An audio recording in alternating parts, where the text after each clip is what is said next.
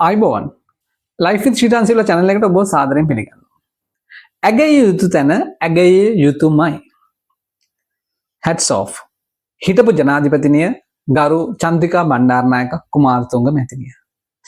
ඇගේ පදනමින් ඇය පවත්වාගෙන යන පදනමකින් ඇය මිලියන 250 කෝටි 25ක මුදලක් ඇය රජයට බාර දෙනවා ජනතාවගේ සුබ සාධන කටයුතු සඳහා. ඇය දේශපාලනිකව ඇගේ පක්ෂයක් නෙමේ මේ වෙලාවේ රට පාලනය කරන්නේ. ජනාධිපතිතුමා ඇගේ පක්ෂ නෙමේ. ඇගේ පක්ෂයෙන් සහයෝගය දීපු മന്ത്രിවරු පිරිසක් නෙමේ ආණ්ඩුවේ ඉන්නේ. මේ වෙලාවේ වෙනමම පක්ෂයක ආණ්ඩුවක් ගෙනියන වෙලාවක ඇය මුදලක් බාර දෙනවා රටේ මිනිස්සු වෙනුවෙන්. එයයි විය යුත්තේ. විපක්ෂ නායකතුමා ඇතුළු විපක්ෂ മന്ത്രിවරුන්ටත් ඡන්දෙන් එලවලා දාලා එළියේ පොකට් මීටින් තියාගෙන එළියේ එක එක මයික් ටිකක් අටවගෙන ආණ්ඩුව විවේචනය කර කර මේ වෙලාව හැම එකටම ආණ්ඩුව විවේචනය කළ යුතුයි. වැරද්දක් කරනවා නම් කළ යුතුයි. ඒක තමයි විපක්ෂයේ කාර්යභාරය. නමුත් මෙවැනි ආපදාවකදී ආණ්ඩුවෙන් ප්‍රශංසනීයව ප්‍රශස්තව මාර්ගයක් අරගෙන තියෙනවා නම් ජනතාවට සහන දෙන වැඩපිළිවෙලක් තියෙනවා නම් ඒකට සහයෝගය දෙන එක නෙමෙයිද විපක්ෂයෙන් විය යුත්තේ. හිටපු ජනාධිපතිනිය කරා වගේ රජයට සහයෝගය දෙන එක. මේ වෙලාවේ රජයේ කකුලෙන් ඇදලා මිනිස්සුන්ට සල්ලි යන විදිය නවත්තන එක නෙමෙයි. මිනිස්සුන්ට සහනාධාර දෙන එකට, මිනිස්සුන්ට සහයෝගය දෙන එකට, මිනිස්සුන්ව නගා සිටවන්න උත්සාහ දරන එකට රජයක් විසින් එය අනුමත කරලා ඒකට සහයෝගය දෙන එක නෙමෙයිද මේ වෙලාවේ විපක්ෂ කාර්යභාරය විය යුත්තේ. අධිපතිතුමා කියනවා පාර්ලිමේන්තුවේ ගිය සිකුරාදා සහනාධාර මෙන්න මේ සා විශාල ප්‍රමාණයක් ජනතාවට දෙනවා. විපක්ෂ නායකතුමා ගිහිල්ලා ඉරිදා වෙනකොට අහනවා ගිහිල්ලා මිනිස්සුන්ගෙන් අර රුපියල් 25000 හම්බුණාද කියලා. මේ සිහිනෙන් හෝ ජනාධිපති වෙන්න පෙරම් පුරන මිනිස්සෙක්නේ. එතකොට එතුමා දන්නේ නැද්ද රජයේ ක්‍රියාපටිපාටිය මොකක්ද කියලා? පාර්ලිමේන්තුවේ ප්‍රකාශයට පත් කරාට පස්සේ දවස් දෙකක් ඇතුලේ සහන මුදල් මිනිසුන් අතට යනවද? ජනතාවගේ අතට යනවද? පුරවන්න ආයුධම් පත්‍ර දිනනවා, අනුමත කරන තැන් දිනනවා.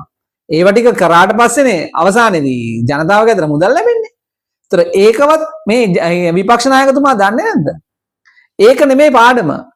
විපක්ෂ නායක ඇතුළු පාර්ලිමේන්තු ඉන්න විපක්ෂ පාර්ලිමේන්තු මන්ත්‍රීවරුත් එළියේ ඉඳලා දේශපාලනිකව පරාජය වෙලා කුණු බක්කියට විසික් වෙලා මේ වෙලාවේ එළියේ මයික් ටිකක් අටවගෙන රජය විවේචනය කර කර ඉන්න മന്ത്രിවරු පිරිසක් ඉන්නවනේ. ඒගොල්ලොත් ඉගෙන ගන්න ඕනේ මේ වෙලාවේ ආපදා තත්වයක් ළඟදී මිනිස්සු ඉන්නේ අසරණ වෙලා. ඒකෙට රජය කරගෙන යනවා නම් හොඳ වැඩපිළිවෙලක්. ඒක ප්‍රශංසා කරලා කරේ නැතත් කමන්නේ, ප්‍රශංසා කළේ නැතත් කමන්නේ, අඩු ගානේ සහයෝගය දෙන එක නෙමෙයිද කළ යුත්තේ. ගිහිල්ලා ඒක 25000 හම්බුණාද කියලා දවස් දෙකෙන් අහන එකද කරන්න ඕනේ. මේ ජනාධිපතිනිය අය ප්‍රශස්ත සාධනීය පියවරක් ගන්නවා රජයත් එක්ක. රජයට සහයෝගය දෙනවා. එතනින් ප්‍රකාශ කරන්නේ අය ජනතාවට සේවයක් කරනවා නම් මම රජයට උනත් සහයෝගය දෙනවා. මගේ පක්ෂ නෙමෙයි. ඕක තමයි විය යුත්තේ. මිනිස්සු මේ වෙලාවේ බලාපොරොත්තු වෙන්නේ මේ දේශපාලනේ හරියට කියව ගන්න ඕනේ. විපක්ෂයෙන් උනත් මේ දේශපාලනේ හරියට කියව ගන්න ඕනේ. මොකද මිනිස්සු ඉස්සරහා දාගන්න මෝඩ නැහැ. මිනිස්සු හරි දැනුවත්. මිනිස්සු බලාගෙන ඉන්නේ. සමහරු කතා කරන්නේ නැහැ. සමහරු ප්‍රකාශයට පත් කරන්නේ නැහැ. බොහොම සුළු පිරිසක් තමයි සමාජ මාධ්‍ය ඇතුළතදී තමන්ගේ මතය ප්‍රකාශ කරන්නේ. නමුත් මතය ප්‍රකාශ නොකරන පිරිසක් නිහඬව බලන් ඉන්නවා. ඒක තමයි බහුතරය. ඉතින් ඒ මිනිස්සු මේ කුලල්කා මේ වගේ ආපදාවකදී කුලල්කා ගන්න දේශපාලනයක් ගැන මේ මිනිස්සු බලාපොරොත්තු තියන්නේ නැහැ. මේ මිනිස්සු බලන්නේ මහ ජනතාව බලන් ඉන්නේ මේ වෙලාවේ සහයෝගයෙන් වැඩ කරලා මිනිස්සුන්ව නගා සිටවන විදියක් ගැන.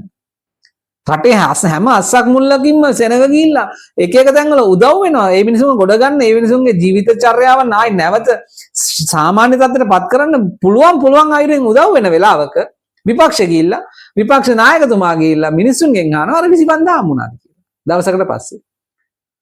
ඒක නෙමෙයි. මේ වෙලාවේ සහයෝගය දෙන්න. ආණ්ඩුවත් එක්ක එකතු වෙලා මේ වෙලාවේ වැඩේ කරන් යන මිනිස්සු ඒක ඔළුවේ තියා ගන්නවා ඊගව ඡන්දෙදී. මේගොල්ලෝ විපක්ෂේ වෙලා කුලල් කාගත්තා, විපක්ෂ වෙලා මරාගත්තත් ආපදාවකදී මේගොල්ලෝ එකතු වෙනවා. නැත්නම් Tamanට ආපදාවක් වෙච්ච වෙලාවදී එකතු වෙන එක නෙමෙයි අර පෞගි ටිකේ කරා වගේ. ඒ රැස්වීම් තියාගෙන එකතු වෙලා පොදු විපක්ෂයක් හදාගෙන එකතුනේ ඒ Tamanට ආපදාවක් වෙච්ච වෙලාවේ. මේ වෙලා තියෙන ජනතාවට ආපදාව. ඒ නිසා විපක්ෂයත් එකතු වෙලා මේ වෙලාවේ සහයෝගය දීලා ඉගෙන ගන්න මේ මැතිණියගෙන් පාඩම.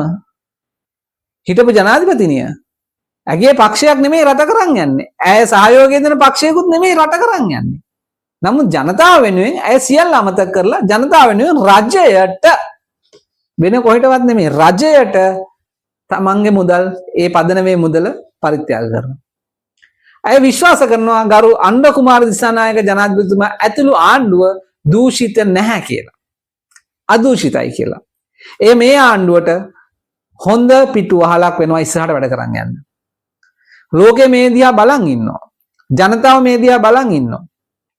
ගරු විපක්ෂ නායකතුමනි ඔබතුමාගෙන් ඉල්ලන්නේ යන්න ඩෙස්ක් එකකුයි බංකෝකුයි පුටුවකුයි අරන් යන්න හිටපු ජනාධිපතිනිය ගාවට ගිහිල්ලා ඉගෙන ගන්න දේශපාලනය කරන විදිය. මේ වෙලාවේ කළ යුත්තේ ඒක. ඔබතුමා තාම මෝරල නැහැ. තාම ලාමකයි. දේශපාලනිකව ඔබතුමා ලාමකයි. ඒ නිසා ඔබතුමාගෙනුත් විපක්ෂෙනුත් ජනතාව හැටියට අපි ඉල්ලන්නේ එකතු වෙලා මේ වෙලාවේ රට ගොඩනගන වැඩපිළිවෙලක් ගැන කතා කරලා සහයෝගය දීලා මේ වෙලාවේ අරන් යන්න. විවේචන තියෙනවා අපි පසුට තියාගමු. වැරද්දක් වෙනවා නම් ඒක ඒ වෙලාවේ හදන්න ඕන එකක් නම් හදන්න කතා කරන්න.